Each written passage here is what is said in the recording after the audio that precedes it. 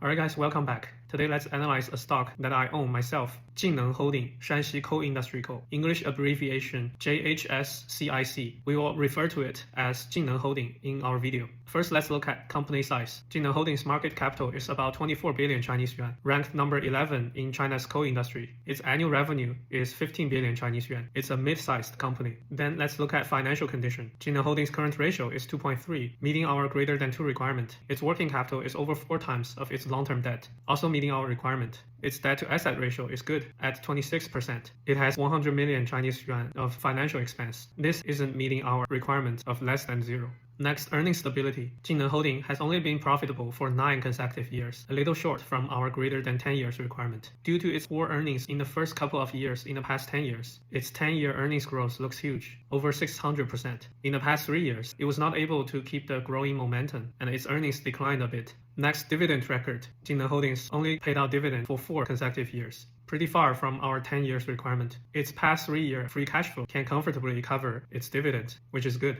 Its 5-year average dividend yield is pretty decent, at 4.5%.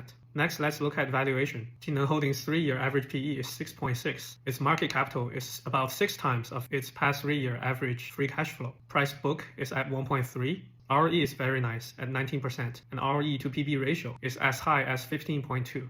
These numbers look amazing, but we should note that during the last few years, the coal industry was in a booming cycle. And when the industry starts a downturn, a lot of companies cannot sustain such great earnings. They may even face loss or pause their dividend payout. I also estimated its intrinsic value by adding up its liquidation value with the next 10 years total dividend. I got 12.3 yuan per share.